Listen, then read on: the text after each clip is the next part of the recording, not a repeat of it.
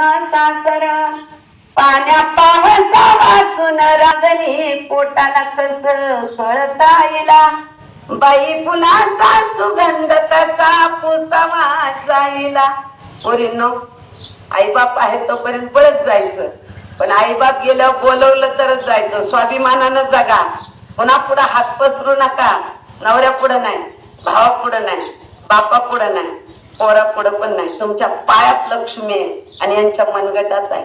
यांना मनगटामध्ये बळ देण्यासाठी नामस्मरण करून जर स्वयंपाक केला ना तर तो स्वयंपाक सात्विक होतो आणि यांची बुद्धी सुद्धा सात्विक राहते. म्हणून या पोटानं गंध लावायला सांगितलंय. कपाळाला काहीतरी लावत जा हिंदूंनो आणि मग म्हणा गर्व से तो हम. लावत जा बाबांनो. आम्ही सांगणार आहे. एक 5-6 वर्ष आपली प्रवचनं चालणार आहे बरं का. इथून पुढे नाही, कारण पुढचं जे समाज आहे त्यांना मराठी कळणार. सगळी पुढची पिढी इंग्लिश मिडियमची आली आता नाही का. तोपर्यंत आपण थकल्यावर आपण इथं येऊ शकत नाही आणि जे इथं येणार आहे त्यांना प्रवचन कळणार नाही. म्हणून आहे तोपर्यंत आपल्याला याचं व्यवस्थापन केलं पाहिजे. म्हणून बाप आहे तोपर्यंत म्हणतात ना खाती वाटप करून टाकली पाहिजे. म्हणून आहे तोपर्यंत पोरांना हरिपाठ आणि पोरांच्या कानावरती ज्ञानेश्वरी ही गेली ना तरच पुढच्या पिढीला ते टिकणार आहे. नाही जरी टिकवली तरी यदा यदा ही धर्मस्य ग्लानिर्भवति भारता अभ्युदानाधर्मस्य तदात्मानं सृजाम्यहम्. ती त्याला जरी काळजी असली तरी मधला जो आहे ना मधला काळ तो धोक्याचा आल्याशिवाय राहत नाही. म्हणून सांगितलं. म्हणून हे आपल्याला धर्म जागृती करणं ही काळाची गरज आहे. म्हणून कपाळाला लावत जा. पहा ना ही बोट आहेत ना, या बोटानच लावत जा. महिला मंडळ तुळशीला पाणी घालताना ना हळदी कुंकू लावा तुळशीला. ज्यांना हळदी कुंकू नाही लावा वाटत त्यांनी बुक्का लावा, अष्टगंध लावा नाही का, इथं लावा. अरे पूर्वीच्या महिला उंबऱ्याची पूजा करायच्या, कारण दुष्ट प्रवृत्ती आतमध्ये येऊ नये म्हणून. किती छान आहे हे सगळं. हे सगळं माहीत असताना सुद्धा आज आपण त्याच्यापासून वंचित होत चाललो, कारण आम्ही विज्ञानाकडे चाललो. सकाळी उठल्याबरोबर यंत्र नका घेऊ हातात. मी आता असं नाही म्हणणार जात्याचा खुटा ज्यांच्या हातामध्ये होता त्यांच्यासारखं आपल्याला वाचता येणार नाही, पण दिवस कसे फिरतील याचाही अंदाज घ्या. आज आपल्याला गॅस मिळेना झालाय. आता आपल्या सुनांना जर सांगितलं चूल पेटवता येईल पेटवता येईना. पहा ना आता पुन्हा मागचे दिवस येऊ शकतात. म्हणून प्रत्येक गोष्ट माणसाने ऍक्सेप्ट केली पाहिजे. ही काळाची गरज आहे. म्हणून विचार करा. चूल तर नाहीच पेटवता येणार, पण चुलीवर भाकरी सुद्धा आता पुढच्या पिढीला करता येणार. मुळात चूल म्हणजे काय हेच सांगावं लागेल. म्हणून मागचे दिवस जे होते ते अतिशय सुंदर होते. आपल्याला मागे जाता येणार नाही, पण मागच्यांचा आठवण मात्र आपल्याला करावी लागणार आहे. कारण मागच्या पिढीमुळे आज आपण सोन्याच्या बंगल्यांमध्ये राहतो. जे सारवत होते ते आता आपल्याला सोन्याचे बंगले जे मिळाले ते त्यांच्या कष्टाने मिळालेले आहेत. हे विसरून चालणार नाही. म्हणून समाजाला एक विनंती आहे, कपाळाला काही लावल्याशिवाय पुरुषांनी पण नका बाहेर येत जाऊ. मी एक आजी म्हणून अधिकारानं सांगते, कारण या बोटानं लावल्याच्या नंतर इथं दबले जातात वाईट विचार, इथं दबले जातात या बोटानं. पहा ही बोट जर जवळ घेतली हे लांब जात, पण हे लांब जात नाही बोट. पहा हे जात लांब, हे जात, हे जात, पण हे जात नाही. अलग न होण्यासाठी लग्न आहे, अलग न होण्यासाठी लग्न आहे, पण त्याच्यासाठी पहिला कार्यक्रम आहे या बोटामध्ये अंगठ्या घालायच्या दोघांच्या. कारण अलग होत नाही ही 2 बोट, म्हणून या 2 बोटात अंगठ्या घालायच्या. विचार करा, त्या शास्त्रानं घातल्या, त्या काय उगाच अगदी मजेने म्हणून नाही घातलेल्या, पहिल्यापासून आलेल्या आहे. बरोबर आहे की नाही. रिंग सिरेमनी त्याला हा शब्द आला, पण आम्ही पहिल्यापासून हे शास्त्र सांगितलेलं आहे. म्हणून या बोटाला खऱ्या अर्थानं मान दिलाय. हे बोट देवाचं आहे.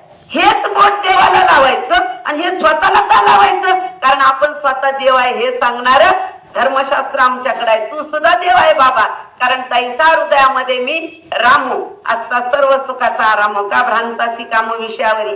कपाळाला लावल्याशिवाय बाहेर पडत जाऊ नका, कारण दुष्ट प्रवृत्ती आपल्यावरती चाल करत नाही. तुम्ही म्हणाल तुम्ही अंधश्रद्धेत येत का? अंधश्रद्धा नाहीये. एखाद्याच्या डोळ्यानं सुद्धा वाईट प्रवृत्ती निर्माण होते. त्याच्यासाठी पाहायचं असतं तर आपण म्हणतो ना पोराला दृष्ट झाली नाही का, आणि दृष्ट काढल्यावर खरंच या पृथ्वीवरती मला अल्लाने पाठवले. मला कोणत्या धर्माला नाव नाही ठेवायचं. मला तुम्हाला 100 एकर जमीन आहे, पण मला 1 एकरामध्ये मला सिद्ध केलं पाहिजे. आपलं जीवन जगता आलं पाहिजे. विचार करा. आणि या दुःखामध्ये वाटेकरी कुणीच होऊ शकत नाही, पण एक मलम दिलेला आहे 2 प्रेमाच्या शब्दाचा. म्हणून तर अंत्यक्रियेला माणसांनी यायचं की त्या माणसांनी त्या आणि त्यांना बोलण्याचा पण अधिकार नाही. आज फार मोठं दुःख या घरावर कोसळलेलं आहे. तरी काय होईल हे सांगता येत नाही. आपण 5-10 मिनिट जातो, एखाद्याच्या जवळ बसतो आणि आपण घरी निघून जातो. पण त्या घराची अवस्था मात्र 5-5 मिनिटाला त्यांना मात्र काय वाटत असेल याचा विचार आपल्याला केला पाहिजे, नाही का? पहा, सासू सुना एकत्र जाणं हा पूर्वविधी काय असेल त्यांच्या कपाळावरती हे विधी लिखित आहे का ललाटीचे लिहिले न पडेगा काही केले काळे गोरेपण घुसले फिटवण्याने. तसं पाहिलं तर मला कधीतरी असं वाटतं देवानं दिलेलं आयुष्य आहे ना ते प्रत्येकाला अखंड मिळायला पाहिजे. हे कसं जमलं या सृष्टीला? याच्यावर कुणाचं तरी कमांड आहे असा इतर धर्म म्हणतो.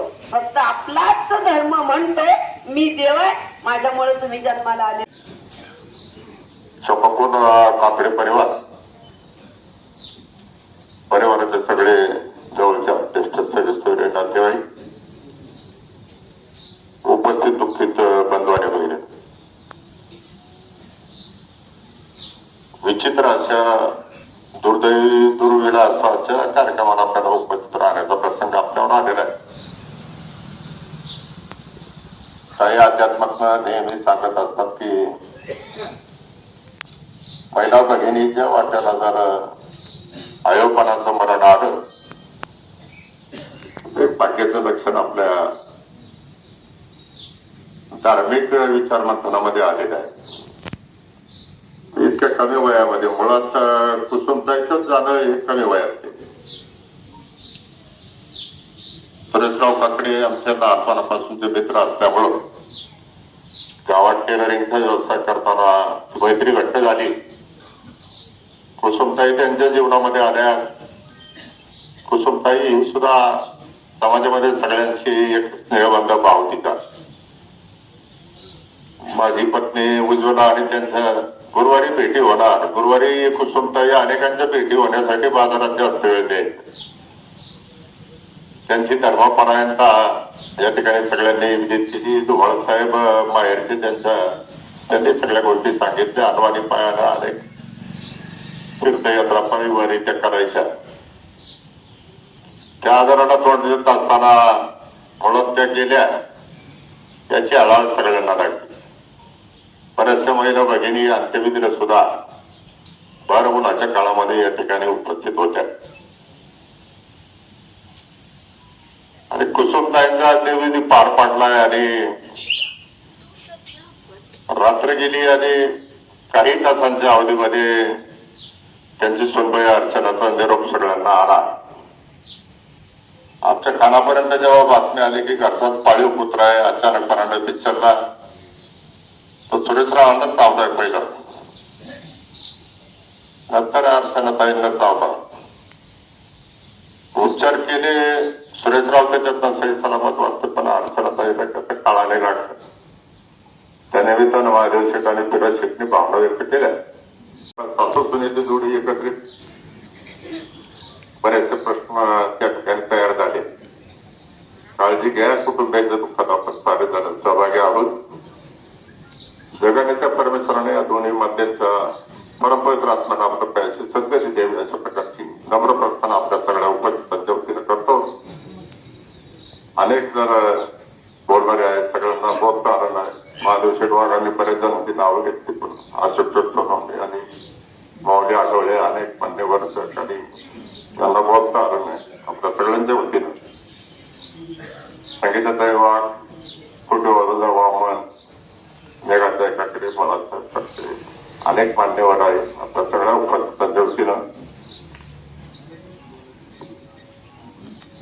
कडे काहीतरी निवेदन या ठिकाणी करणारच आमचं तत्वशोधने कारण ही सगळी मंडळी परिवाराची जवळची नाते संबंधित आहे. आपल्या सगळ्यांच्या वतीनं दोन्ही मात्यांना भावपूर्ण स्वतंत्र समर्पित करतो. हरिओम.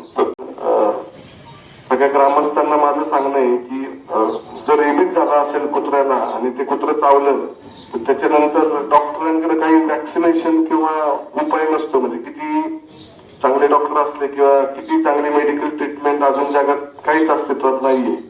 त्याच्यामुळं सगळ्या ग्रामस्थांना माझी विनंती आहे की अशी जर कुत्री तुम्हाला दिसत असतील तर त्या एक तर कुत्र्यांना मारून टाकणे किंवा आपण सगळ्यांनी घरात वॅक्सिनेशन घेणे. त्याचं वॅक्सिनेशन सरकारी दवाखाना असेल किंवा प्रायव्हेट हॉस्पिटल असेल त्यासाठीतलं वॅक्सिनेशन उपलब्ध आहे. ते वॅक्सिनेशन सगळ्यांनी घेणं प्रचंड गरजेचं आहे.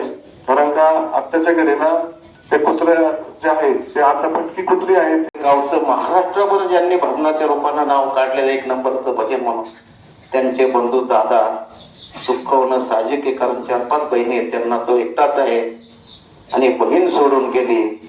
जर कधी पेटला बहीण आली ना तर प्रथमतः स्टँडला जर उतरली तर मी एक नाही म्हणजे हीच मी आता जोपासना चालवलेली आहे. म्हणजे तिला कळलं होतं की काय मला कळत नाही की पहिलं आम्हाला विचारणार, मग घरी गेल्यानंतर 6 चुलते आहेत, मग पहिलं सख्या भावांना दुसऱ्या भावांना भेटणार आणि मग नंतर त्या भावातलं ती जायची. आता सुनबाई कुत्रं चावल्याचं निमित्त झालं बाबा. कोरोनापासून हीच परिस्थिती आपल्या सर्वांना आपल्याकडे